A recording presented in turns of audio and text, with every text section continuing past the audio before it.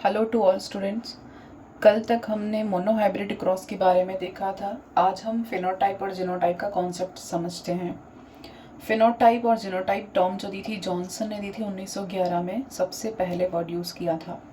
अब जीनोटाइप जो है वो एक ऐसा प्रतीकात्मक निरूपण है जो किसी जीव में आनुवंशिक कारकों या जीन की उपस्थिति को अक्षरों के रूप में प्रकट करता है। यानी कि जीनोटाइप जो है वो एक ऐसा सिंबॉलिक रिप्रेजेंटेशन या डेमोन्स्ट्रेशन हम कह सकते हैं जो कि किसी भी ऑर्गेनिज्म के अंदर उस पाए जाने वाले आनुवंशिक कारक, जिनको हमने बाद में जीन कहा, लेकिन मेंडल ने उन्हें सिर्फ कारक कहा था, तो उस जीन की प्रेजेंस को हमने अक्षरों के रूप में या एक सिंबल के रूप में हम उसको रिप्रेजेंट कर सकते हैं। उसको हमने क्या बोला? जीनोटाइप बोला।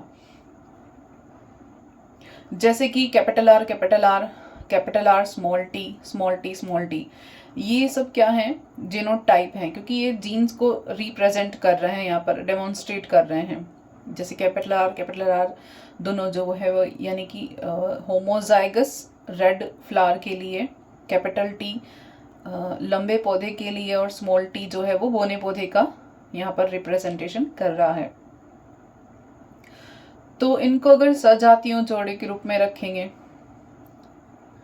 जैसे कि कैपिटल टी और स्मॉल टी को भी हम साथ में रखें, तो यहाँ पर सिर्फ क्या दिखाई देगा? जीनोटाइप है यहाँ पर।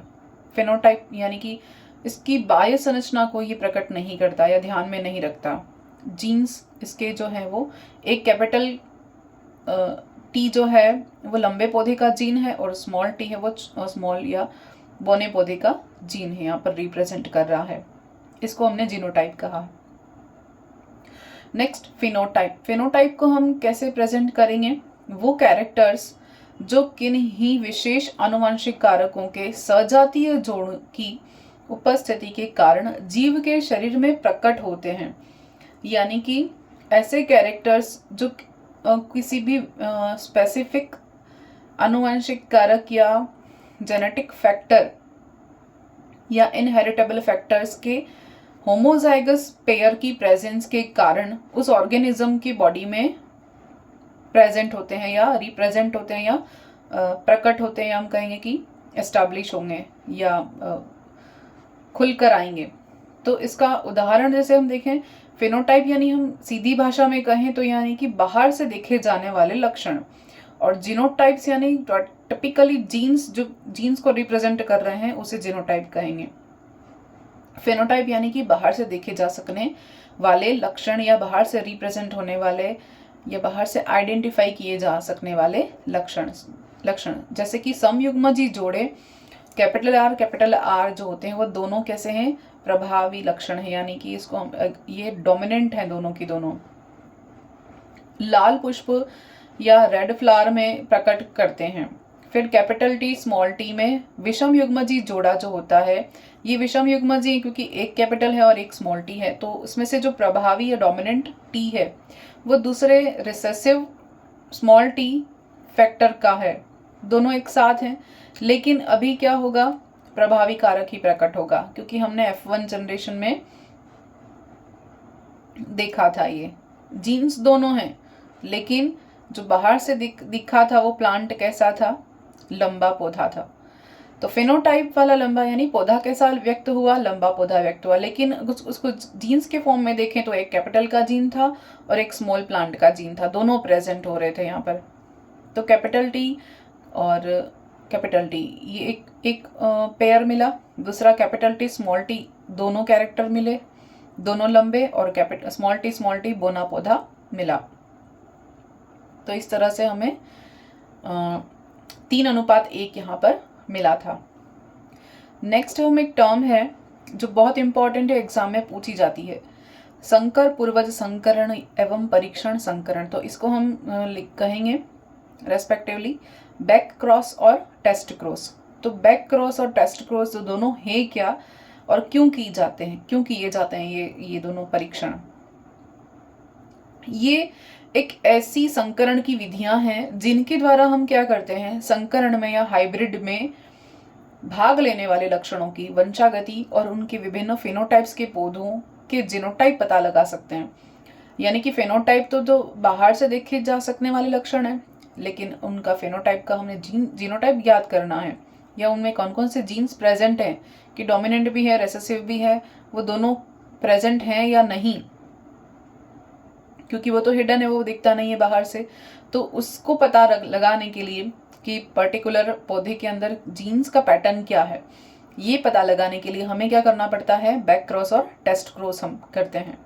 तो रीज़न ये हो गया कि बैक क्रॉस और टेस्ट क्रॉस करते क्यों हैं। तो ये एक ऐसी हाइब्रिड की मेथड्स हैं या क्रॉस की ऐसी विधियां हैं जिनके द्वारा हम हाइब्रिड या क्रॉस में पार्टिसिपेट करने वाले जो कैरेक्टर्स हैं उनकी जो इनहेरिटेबल कैरेक्टर्स है, वंशागति है, उनकी वंशागति या हेरिडिटी जो है उसके, और विभिन्न फेनोटाइप्स के पौधे यानी कि अलग अलग लक्षण दिखाने वाले पौधों की हम क्या पता करेंगे, जीनोटाइप पता करेंगे। तो पहला देखते हैं बैक क्रॉस या प्रतीप संकरण या संकर पूर्वज संकरण। इसमें देखते हैं कि नॉर्मली होता क्या है, एक संकरण से प्राप्त जो F1 जनरेशन जो हमें मिली, यानी कि मोनोहाइब्रिड क्रॉस से हमें क्या मिला था, F1 जनरेशन मिली थी। उस F1 जनरेशन के जीवों में स्वपरागण कराने पर, यानी ऑटो फर्टिलाइजेशन या सेल्फिंग कराने पर हमें क्या मिला, F2 पीढ़ी मिली, F2 जनरेशन मिली, और उस F2 जनरेशन की संततियां हमने प्राप्त की, यानी F2 जनरेशन हमें मिली। तो F1 पीढ़ी के जीवों का संकरण उन दोनों जनकों में से किसी एक के साथ कराया जाए। यानी क्या किया, जो F1 जनरेशन हमें प्राप्त हुई थी उस F1 जनरेशन का हमने क्या किया, उनके दोनों पेरेंट्स में से किसी भी एक के साथ क्या कराया, क्रॉस करवाया, बैक क्रॉस। यानी बैक क्रॉस कैसे याद रखेंगे, पीछे जाकर, यानी पीछे यानी अपने ही जो पेरेंट थे, उनके जनक थे, उन दोनों में से किसी एक के साथ क्या कराया जाता है, क्रॉस कराया जाता है, परपरागण कराया जाता है। और हमने क्या प्राप्त किया, क्रॉस कराने के बाद जो जनरेशन प्राप्त हुई F2 जनरेशन, उसको हमने क्या बोला, संकर पूर्वज संकरण, या उसको हमने बोला बैक क्रॉस। यानी इस प्रकार के संकरण पूर्वज संकरण में जब F1 पीढ़ी का संकरण यानी जो F1 जनरेशन हमें प्राप्त हुई थी, कैपिटल T और स्मॉल t, जो दिखने में कैसे थे, यानी फेनोटाइप क्या था उसका, लंबा पौधा, लेकिन जीनोटाइप तो कैपिटल T और स्मॉल t दोनों दिख रहे हैं। तो यही पता करने के लिए हमने क्या किया, बैक क्रॉस किया। बैक क्रॉस में क्या किया कि दोनों पेरेंट, एक समयुग्मजी प्रभावी और एक समयुग्मजी प्रभावी और एक समयुग्मजी अप्रभावी, उन दोनों में से किसी भी एक के साथ क्रॉस कराया और अगली जनरेशन हमने प्राप्त की। तो अगली जनरेशन जो प्राप्त हुई उसमें सभी प्रभावी लक्षणों वाले जीव मिले, यानी कि सारे के सारे हमने किसके साथ क्रॉस करवाया, F1 पीढ़ी का संकरण प्रभावी लक्षण प्रारूप जनक के साथ कराया, यानी कि डोमिनेंट यानी कैपिटल T इसके साथ हमने क्रॉस कराया। तो नेक्स्ट यानी F2 जनरेशन में क्या मिला, F2 जनरेशन में हमें जो संतति मिली या ऑफस्प्रिंग्स मिली, वो सारी की सारी कैसी थी, डोमिनेंट कैरेक्टर वाली थी या प्रभावी लक्षणों वाले ऑर्गेनिजम्स या प्लांट्स प्राप्त हुए। यहाँ जीव लिखा है लेकिन आपको समझना है और प्लांट्स। कोई भी अप्रभावी नहीं मिला, यानी जो डोमिनेंट था वही यहाँ पर प्रकट हुआ F2 जनरेशन में। तो इस प्रकार के संकरण को हमने क्या बोला, बैक क्रॉस कहा। इसका मतलब बैक क्रॉस क्या है, जो F1 जनरेशन हमें प्राप्त हुई, मोनोहाइब्रिड क्रॉस कराया था हमने, मोनोहाइब्रिड क्रॉस कराने के बाद जो F1 जनरेशन हमें प्राप्त हुई, उस F1 जनरेशन के पौधे का हमने क्या किया, जैसे हम यहाँ पे देख सकते हैं कि ये हमने क्या किया, क्रॉस कराया, समयुग्मजी लंबा, समयुग्मजी बुना पौधा, इन दोनों के बीच हमने क्या किया, क्रॉस कराया, तो विषम युग्मजी सभी लंबे पौधे मिले, ठीक है। पर हमने मोनोहाइब्रिड क्रॉस में क्या कराया था, इसकी ही सेल्फिंग कराई थी। यहाँ पर सेल्फिंग न कराकर क्या करना है कि अपने जनक के साथ या तो इसके साथ या इनके साथ, दोनों में से किसी भी एक के साथ अगर क्रॉस करेंगे, बैक जाकर एक कदम पीछे जाकर दोनों में से किसी भी एक के साथ अगर क्रॉस कराया जाए और उससे जो हमें रिजल्ट्स मिलते हैं, उन रिजल्ट्स में हमने क्या देखा कि अगर हमने इस F1 जनरेशन का प्रभावी समयुग्मजी के साथ क्रॉस कराया तो हमें क्या मिला, सारे के सारे प्लांट्स कैसे मिले, प्रभावी मिले।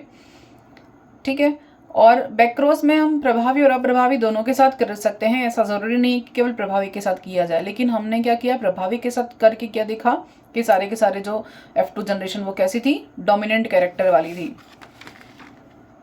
यहाँ लिखा है जैसे देखना, तो इस क्रॉस को हमने क्या कहा, बैक क्रॉस कहा। इसके एग्जाम्पल से देखते हैं, जैसे लंबे और बौने पौधे के बीच हमने क्या कराया था, स्वपरागण कराया था। तो हमें F1 जनरेशन में मिले थे कैपिटल टी स्मॉल टी, ठीक है, और स्मॉल टी। तो यानी कि हमें F1 जनरेशन में सारे लंबे पौधे मिले थे, कैपिटल टी और स्मॉल टी। F1 जनरेशन के पौधे यानी कैपिटल टी को जनक पौधे कैपिटल टी के साथ हमने परागण कराया तो हमें क्या मिला, सारे के सारे लंबे पौधे मिले। और इसमें से सारे के सारे लंबे मतलब 50% तो प्योरली यानी शुद्ध रूप से, और 50% जो है वो विषम या हेट्रोजाइगस डोमिनेंट मिला, क्योंकि ये फेनोटाइप तो इसका रहेगा लंबापन, लेकिन जीनोटाइप अलग है, लेकिन फेनोटाइप भी लंबापन ही। नहीं, बाहर से तो हमें सभी लंबे पौधे दिखने को मिलेंगे। यहाँ पर ये स्मॉल टी है ना, क्योंकि F1 जनरेशन में हमें ये वाला प्राप्त हुआ था। अब ये कहते हैं कि प्रभावी और अप्रभावी दोनों में से किसी एक जनक के साथ क्या किया जाता है, क्रॉस किया जाता है, तो उससे भी हम बैक क्रॉस ही कहेंगे। यानी कि ऐसा जरूरी नहीं है कि बैक क्रॉस सिर्फ डोमिनेंट के साथ हो, रिसेसिव के साथ भी अगर क्रॉस कराया जाए F1 जनरेशन का तो उसे भी हम क्या कहेंगे, बैक क्रॉस ही कहेंगे। नेक्स्ट है टेस्ट क्रॉस या परीक्षण संकरण। ये संकर पूर्वज संकरण या बैक, ये उस टाइप का बैक क्रॉस है, ये भी है तो बैक क्रॉस का ही टाइप, क्योंकि हम वापस बैक जाकर किसी भी पेरेंट्स के साथ करा रहे हैं क्रॉस। लेकिन यहाँ पर किसी भी पेरेंट्स में कौन हो गया, केवल रिसेसिव या अप्रभावी जनक। तो हम क्या कर रहे हैं, F1 जनरेशन जो हमें प्राप्त हुई थी मोनोहाइब्रिड क्रॉस है, उस F1 जनरेशन में जो प्राप्त हुआ था कैपिटल टी स्मॉल टी यानी फेनोटाइपिकली लंबा और जीनोटाइपिकली हेट्रोजाइगस था। तो उसको हमने किससे क्रॉस कराया, बैक जाकर रिसेसिव जनक के साथ, मतलब स्मॉल टी के साथ क्रॉस कराया। तो इसी को हमने क्या बोला है, टेस्ट क्रॉस बोला है। और इस संकरण द्वारा किसी भी जीव का परीक्षण हम करके हम मालूम कर सकते हैं कि वह समयुग्मजी या शुद्ध है या विषम युग्मजी या संकर है। मतलब कि प्योरली कैरेक्टर आ रहे हैं समयुग्मजी के, यानी कि कैपिटल टी या स्मॉल टी शुद्ध रूप से आएंगे जो भी आएंगे वो, और अगर हेट्रोजाइगस है तो कैपिटल टी स्मॉल टी आ रहा है, तो हम आइडेंटिफाई कर सकते हैं। तो इसीलिए इसे हम क्या कहेंगे, टेस्ट क्रॉस कहेंगे, क्योंकि इसको टेस्ट ही इसीलिए किया जाता है जीनोटाइप याद करने के लिए। जब F1 पीढ़ी के पौधों को हम क्या करेंगे, अप्रभावी लक्षण वाले जनक के साथ संकरण कराते हैं, और जब F1 पीढ़ी के पौधों का अप्रभावी लक्षण वाले जनक के साथ संकरण कराया जाता है तो इससे उत्पन्न पीढ़ी में दोनों प्रकार के लक्षण प्ररूपी मिलेंगे, यानी कि समान अनुपात में मिलेंगे, 50-50% प्रत्येक में उत्पन्न होते हैं। जैसे यहाँ पर हम देख सकते हैं फ्लो चार्ट में कि लंबे जो हैं विषम युग्मजी, ठीक है, ये तो हमें F1 जनरेशन मिली थी। F1 जनरेशन का किससे क्रॉस कराया, हेट्रोजाइगस समयुग्मजी या होमोजाइगस बोने पौधे के साथ हमने क्रॉस कराया। इसी को रिसेसिव कैरेक्टर, तो रिसेसिव पेरेंट के साथ हमने क्रॉस कराया। ये क्रॉस करा के इसके दो गैमेट बने स्मॉल टी, इसके दो गैमेट बने कैपिटल टी स्मॉल टी। यहाँ से हम इसको क्रॉस कराएंगे पनेट या चेकर बोर्ड के द्वारा हम इसको शो करेंगे। ये क्रॉस कराने पर क्या मिला, लंबे पौधे, इनको क्रॉस कराने पर क्या मिला, लंबे पौधे। ये क्या है, लंबापन, ये फेनोटाइपिकली लंबापन है, जीनोटाइपिकली ये हेट्रोजाइगस है। यहाँ पे क्रॉस कराने पर ये बोना पौधा मिला और यहाँ पे क्रॉस कराने पर ये क्या मिला, बोना पौधा। नहीं, दो तो कैसे मिले, प्योरली बोने पौधे, और दो कैसे मिले, अशुद्ध लंबे, यानी कि फेनोटाइपिकली तो लंबे हैं लेकिन इनका जीनोटाइप क्या है, अशुद्ध या हेट्रोजाइगस है, विषम युग्मजी लंबे हैं दोनों। तो हमें क्या मिला, 50% लंबे पौधे मिले और 50% प्योरली बोने पौधे मिले। तो ये क्या है, टेस्ट क्रॉस हमने करके ये देखा कि उसका जीनोटाइप क्या था। तो उसके जीनोटाइप हमें दोनों तरह के यहाँ पर जीन्स प्रेजेंट है वो पता किया हमने, पेरेंट का फेनोटाइप जीनोटाइप पता करने के लिए। तो एग्जाम्पल से देखते हैं कि अगर F1 पीढ़ी के लंबे पौधे को अप्रभावी जनक यानी स्मॉल टी पौधे के साथ संकरण कराया जाता है तो अगली पीढ़ी में 50% तो लंबे मिलेंगे यानी ये हेट्रोजाइगस वाले, और 50% कैसे मिलेंगे, शुद्ध बोने पौधे प्राप्त होते हैं। प्योर लाइन कहते हैं इनको, प्योर लाइन या प्योर ब्रीडिंग। तो लंबे पौधे जो है वो तो विषम युग्मजी मिले और बोने पौधे कैसे मिले, समयुग्मजी मिले। अतः परीक्षण संकरण द्वारा हम पौधे की शुद्धता या संकर अवस्था को ज्ञात कर सकते हैं कि हमारा जो F1 जनरेशन है पौधा है उसके पेरेंट शुद्ध थे या उसके पेरेंट्स कैसे थे, संकर थे। तो ये हमने टेस्ट क्रॉस के द्वारा पता किया। इसके साथ एक बार हम इन दोनों में डिफरेंस भी देख लेते हैं, बैक क्रॉस और टेस्ट क्रॉस के बीच में डिफरेंस। तो हम क्या देखते हैं,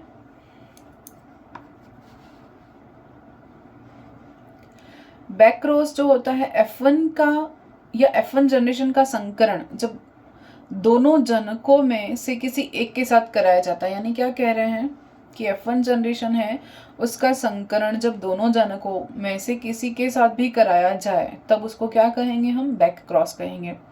और टेस्ट क्रॉस किसको कहेंगे कि अगर F1 जनरेशन का संकरण केवल और केवल अप्रभावी या रिसेसिव पेरेंट के साथ कराया जाए तो हम क्या कहेंगे, टेस्ट क्रॉस कहेंगे।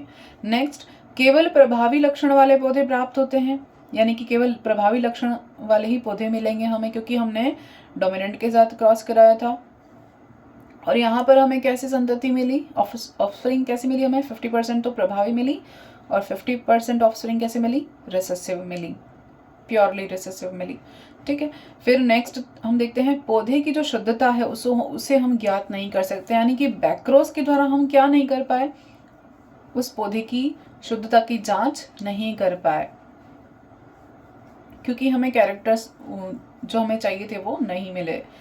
फिर यहाँ पर क्या किया, जो पौधे थे उसकी शुद्धता या संकर अवस्था को हमने प्राप्त किया क्योंकि हमें प्योर जो 50% मिले थे रिसेसिव कैरेक्टर वाले जीनोटाइप वाले प्लांट्स मिले थे। फिर नेक्स्ट, एक ही प्रकार का फेनोटाइप मिलता है और दो जीनोटाइप मिलते हैं। हमें यहाँ क्या मिलता है, एक प्रकार का फेनोटाइप मिलता है और दो प्रकार के क्या मिलते हैं, जीनोटाइप मिलते हैं। और यहाँ क्या मिला, दोनों प्रकार के फेनोटाइप मिले, यानी कि दिखने में एक लंबा और एक बोना, दोनों तरह के फेनोटाइप मिले। फेनोटाइप को हम बाह्य लक्षण प्ररूप कहते हैं, बाह्य लक्षण प्ररूप यानी कि बाहर से देखे जा सकने वाले लक्षण, बाहर से आइडेंटिफाई किए जा सकने वाले लक्षण।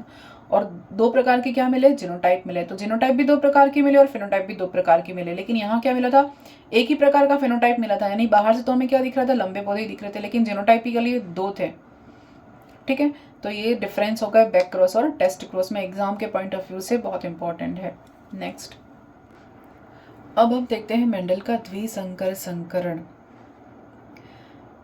Die hybrid cross.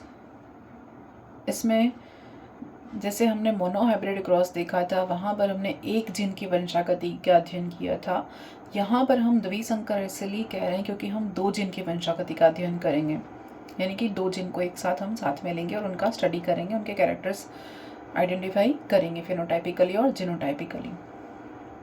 इसमें देखते हैं मेंडल ने क्या किया, मेंडल के एक संकर संकरण के प्रयोग करने के बाद दो युग्म विकल्पी लक्षणों या दो जोड़ी विपर्यासी लक्षणों को एक साथ लेकर हमने प्रयोग किए। मेंडल ने क्या किया, पहले तो मोनोहाइब्रिड क्रॉस कराया, अब उसने क्या किया, अब दो जीन्स को लिया या दो युग्म विकल्पियों को लिया और दो विपर्यासी लक्षणों को एक साथ स्टडी किया पेयरिंग में। तो इसलिए हमने इसको द्विसंकर संकरण कहा है। ऐसे संकर जिनमें दो जोड़ी या युग्म विकल्पियों को हमने शामिल किया अपने एक्सपेरिमेंट में मेंडल ने, तो इसलिए उन्होंने इसे क्या नाम दिया, डाई हाइब्रिड क्रॉस नाम दिया। अब F2 पीढ़ी में इन लक्षणों वाले पौधे के संयोग से जो बने हैं, यानी कि हमें मोनोहाइब्रिड क्रॉस तो स्टेप पता है कि क्या होगा, दोनों कैरेक्टर्स को साथ में लेने पर दोनों कैरेक्टर्स को साथ में लिया था तब हमें क्या मिला था, यहाँ पर F1 जनरेशन में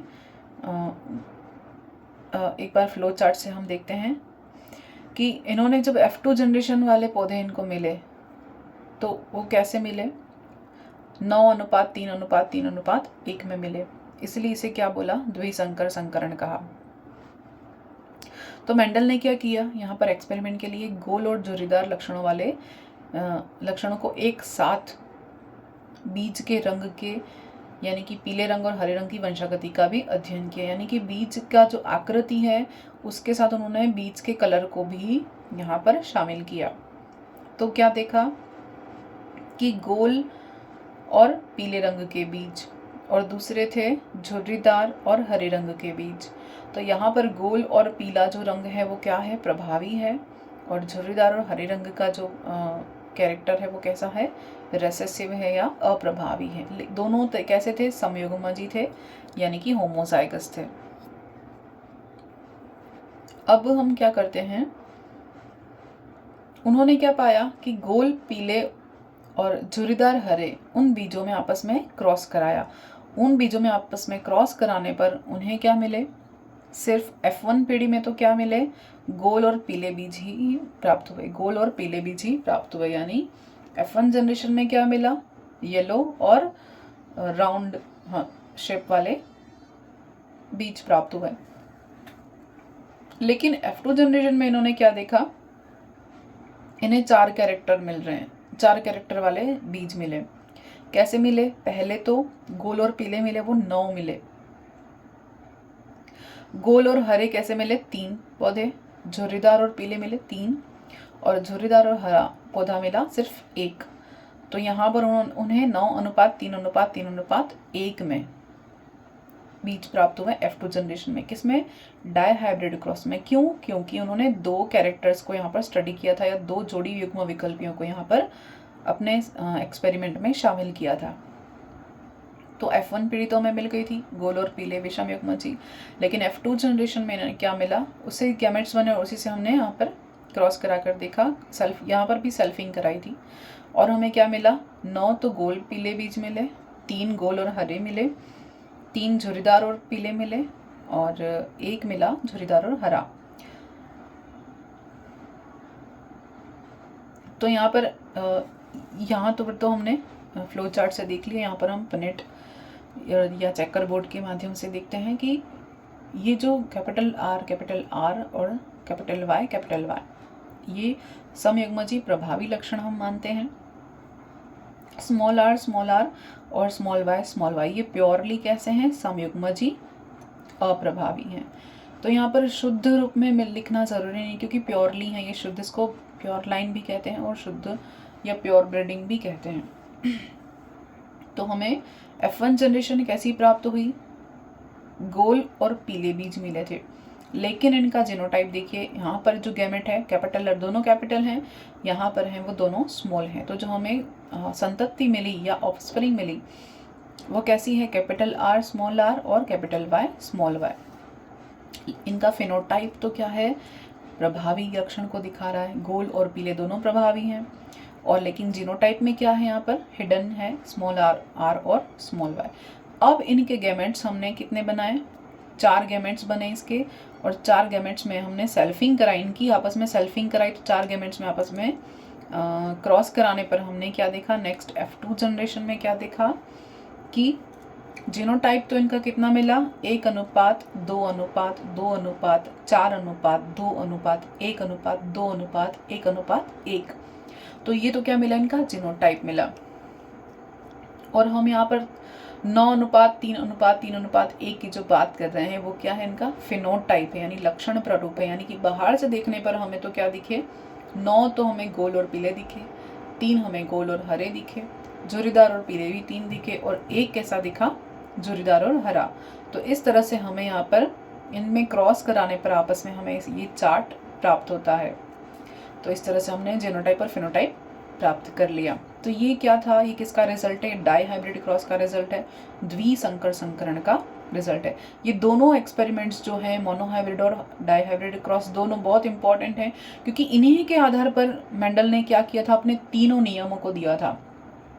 उसके तीनों जो हम आगे पढ़ेंगे, लॉ ऑफ डोमिनेंस है, लॉ ऑफ सेग्रीगेशन है, और स्वतंत्र अपव्यूहन का जो नियम है, ये तीनों को तीनों जो हम यहाँ आगे स्टडी करेंगे। ये वो तीनों जो हम मेंडल की नियम है इम्पॉर्टेंट, वो सब किसके आधार हैं, इन्हीं दोनों एक्सपेरिमेंट्स के आधार हैं। ठीक है, तो यहाँ तक समझ में आ गया। नेक्स्ट हम देखेंगे। Thank you.